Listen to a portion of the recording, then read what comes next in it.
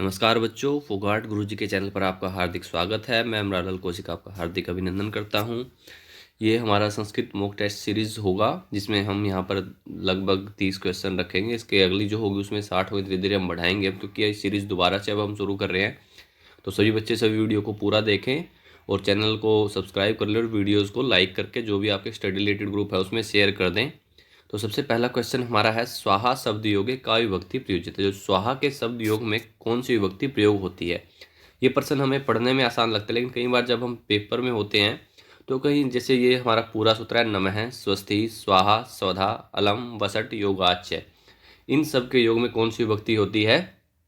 चतुर्थी विभक्ति। तो उनमें से कोई भी पूछ लेता है उससे प्रश्न घुमा फिरा के, तो हम लोग कहीं ना कहीं कन्फ्यूज रहता है। तो इसमें सभी याद कर लें, नमः, स्वस्ति, स्वाहा, स्वधा, अलम, वसट, योगाच। जो पूरा है इसमें कौन सी विभक्ति होती है? हमारी चतुर्थी विभक्ति होती है। तो यहाँ पर हमारा जो फोर्थ ऑप्शन है वो सही होगा। स्वाहा के योग में कौन सी विभक्ति होगी? चतुर्थी। अगला प्रश्न है, वाति इत्यत्र धातु का, कि जो वाति शब्द है यहाँ वहाँ पर, तो उसमें कौन सी धातु है? वा, वै, वु या वी। तो वाति में कौन सी धातु है? वा धातु है। यहाँ पर हमारा जो फर्स्ट ऑप्शन है वो सही हो जाएगा, वा धातु। कथिष्यति इत्यस्य लट लकारे रूपम किम। जो कथिष्यति है यहाँ पर, इसका लट लकार रूप कौन सा होगा? कथिष्यत है, अकथ्यत, कथ्यतु या कथ्यति। कथिष्यत है तो हमें पता है लट लकार ही है, समान है, द्विवचन में है, वो प्रथमा में पूछा गया है, एक वचन में।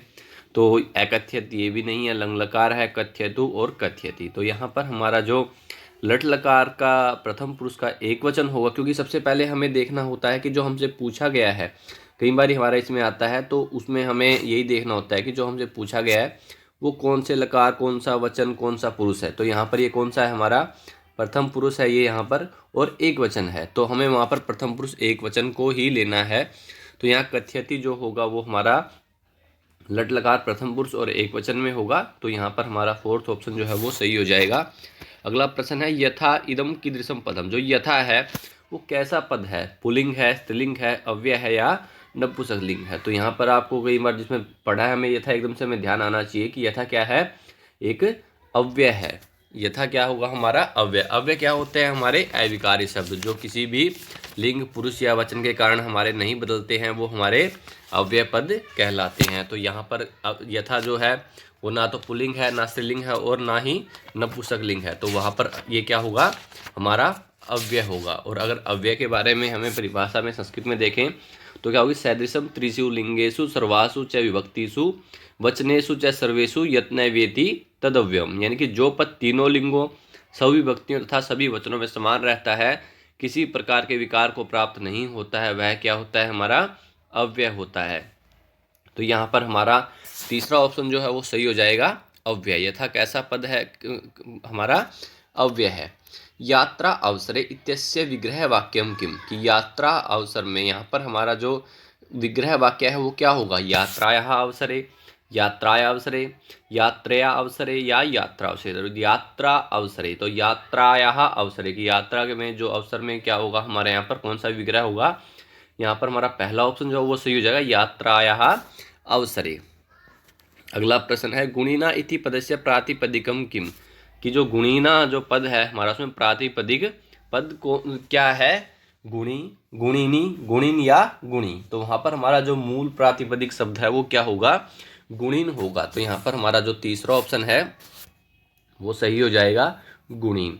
अगला प्रश्न है, चंद्रोदय इत्यत्र संधि है। कि जो चंद्रोदय है इसमें कौन सी संधि है? तो सबसे पहले अगर हमें पता है कि इसमें संधि विग्रह क्या होगा? हमारा चंद्रजमा उदय है।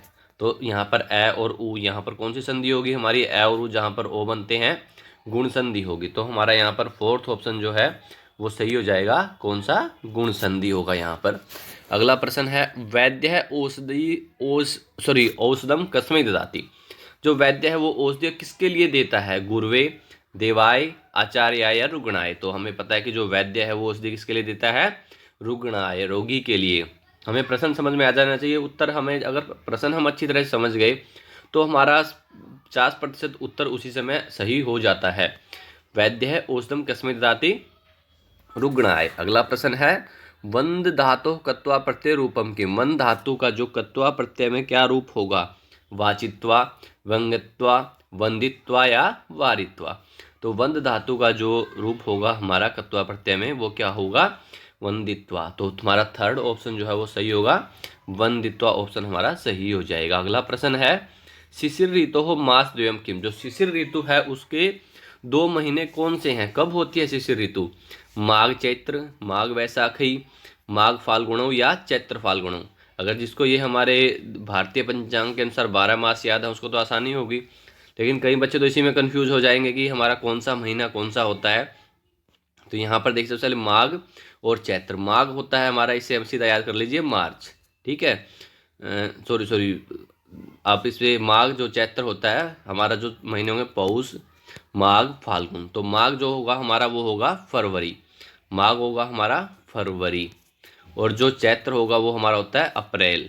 मतलब एक लगभग होता है उस महीने के आसपास ही आता है, ऐसा नहीं कि हम सीधा ही उसका नाम रख लें, क्योंकि कई बार ऐसा होता है कि जो हमने फरवरी कहा है माघ को, तो क्या पता 15-16 जनवरी के आसपास से शुरू हो जाए और आधे फरवरी तक चले, तो इस तरह से होता है हमारा। और माघ वैशाख, ठीक है, माघ फाल्गुणो या चैत्र फाल्गुणो।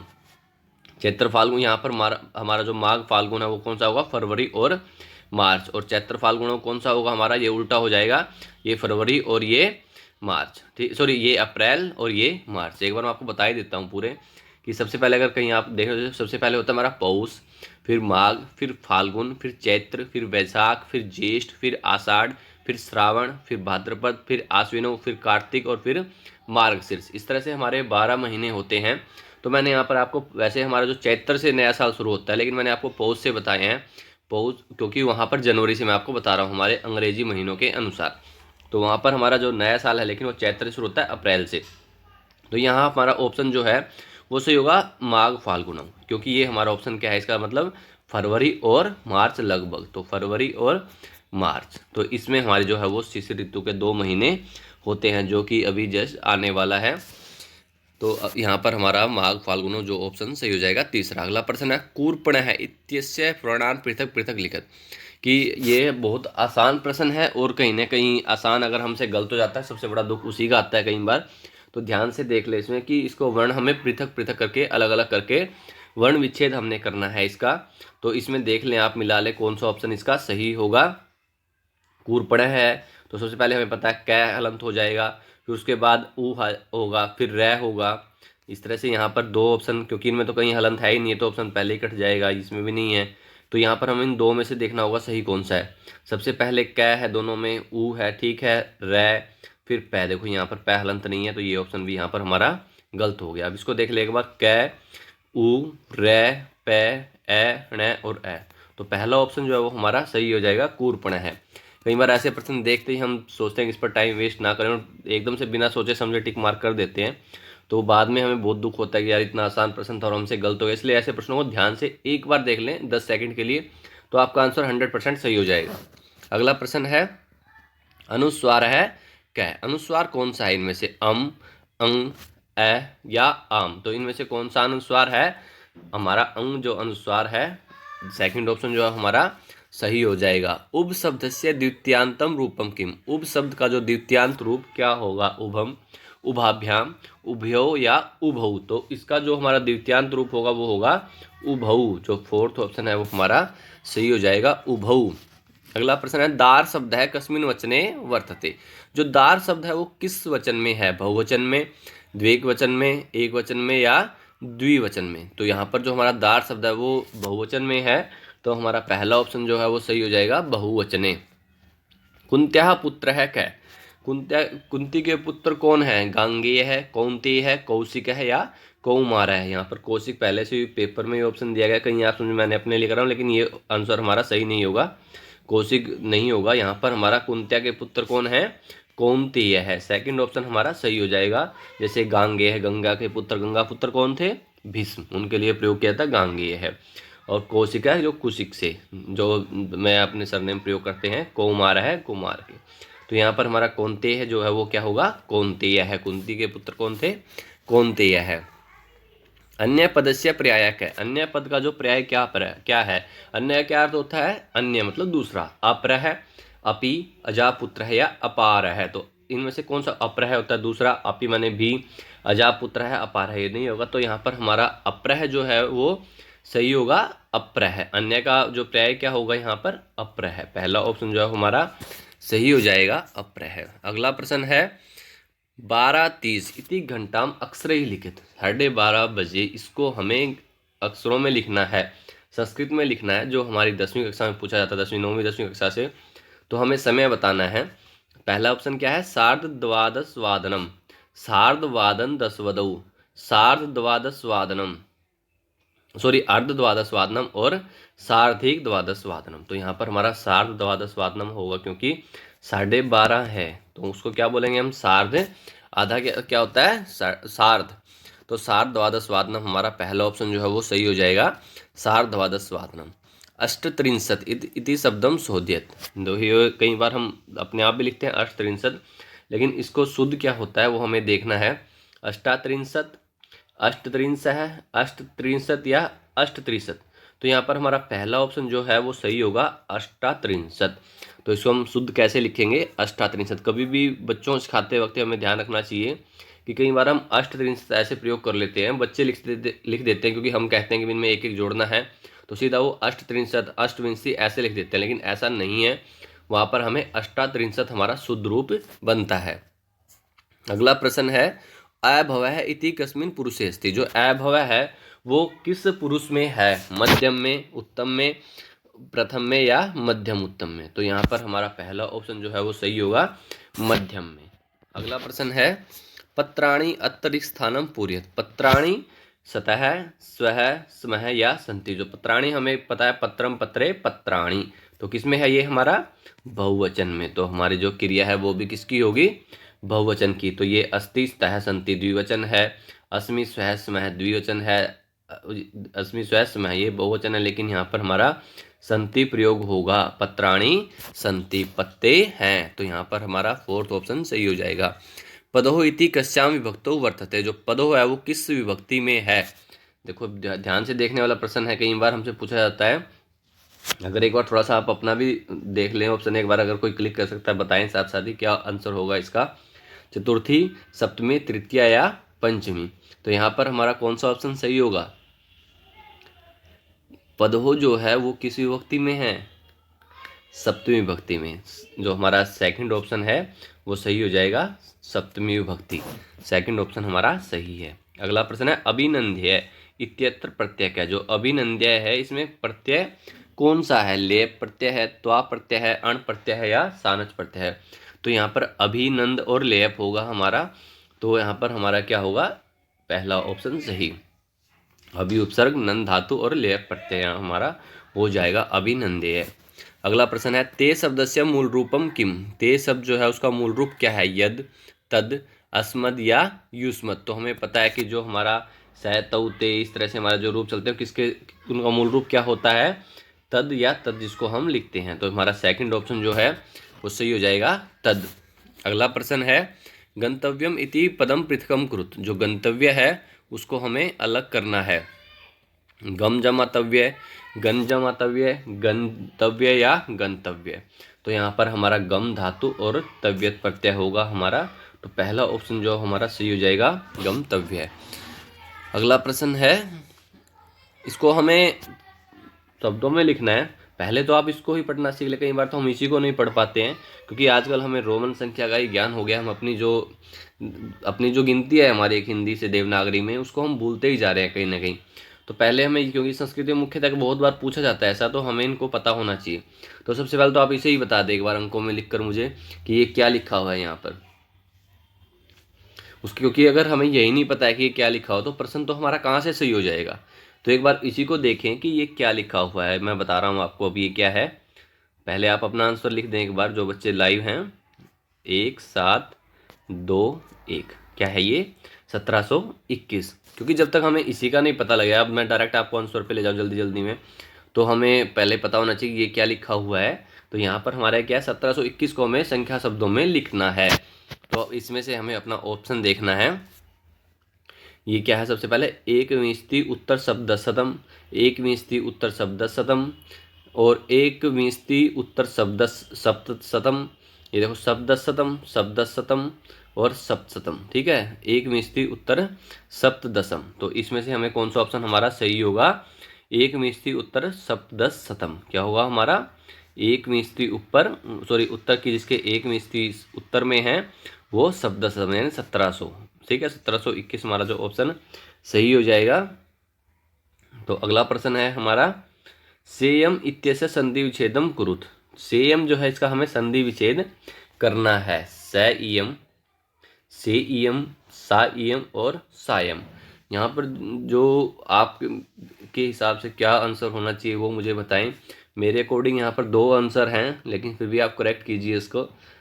आप बताइए एक बार कि यहाँ पर देखो मैं आपको बता रहा हूँ कि यहाँ पर जो आंसर की जाए उसमें उत्तर दिया गया है सा ईएम, ये वाला ऑप्शन हमारा, लेकिन यहाँ पर स ईएम भी होगा। तो दो ऑप्शन हमारे यहाँ पर सही होने चाहिए, स जमा ईएम और सा जमा ईएम। लेकिन अगर विसर्ग के हिसाब से हम इसको देखें, यहाँ पर अगर विसर्ग प्रयोग करते तो हमारा नहीं होता, तो इस हिसाब से हो सकता है इसको एक को सही किया हो इन्होंने। तो यहाँ पर हमारा जो थर्ड ऑप्शन जो है वो सही होगा, सा ईएम। अगला प्रश्न है, पशो भाव है कै भवती पाशवी पशुपति ही पशुता या पास है। जो पशु भाव है, जो पशु जैसा भाव है वो क्या होता है? पाशवी पशुपति पशुता या पास है, तो क्या होता है? पशुता। हमारा जो थर्ड ऑप्शन है वो सही होगा, पशुता। अगला प्रश्न है, भू धातु लुट प्रथम पुरुष द्विवचनम रूपम किम। भू धातु का लुट लकार के प्रथम पुरुष के द्विवचन में कौन सा रूप होगा हमारा? अभवम, बभूवित, भवितारु या भविता। तो कैसे चलते हैं हमारे? भविता, भवितारु, भवितार है, इस तरह से हमारे रूप चलते हैं। तो उसमें हमारा जो द्विवचन में होगा तो वो होगा हमारा भवितारु। तो हमारा थर्ड ऑप्शन जो है वो सही हो जाएगा, भवितारु। अस धातु लट मध्यम पुरुष एक वचनम रूपम किम।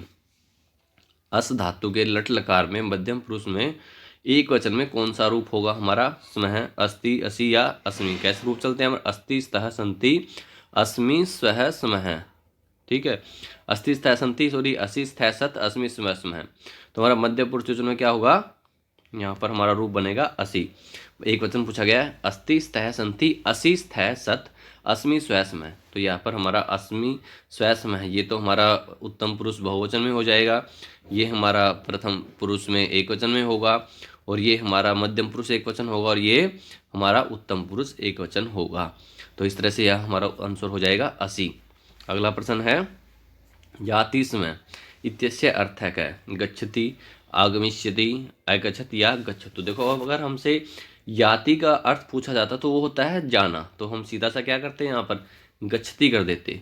लेकिन समय का प्रयोग हुआ है, ये ध्यान से देख लें एक बार, जहाँ पर हम समय का प्रयोग कर देते हैं लट लकार क्रिया के साथ में, तो वहाँ हमारा जो अर्थ है वो कहाँ चला जाता है? हमारा लंग लकार के अंदर, यानी कि वो हमारा पास्ट टेंस बन जाता है। तो यहाँ पर हमारा ऑप्शन सही हो जाएगा अगच्छत। यहाँ पर तीसरा ऑप्शन हमारा सही होगा अगच्छत। और एक मैं जो आप सभी के लिए कैसा वीडियो आपको लगा, एक आपको कह रहा हूँ कि जो भी बच्चे नए जुड़ते हैं वो साथ साथ चैनल को सब्सक्राइब कर लें, और कमेंट में आप अपना सजेशन ज़रूर दें।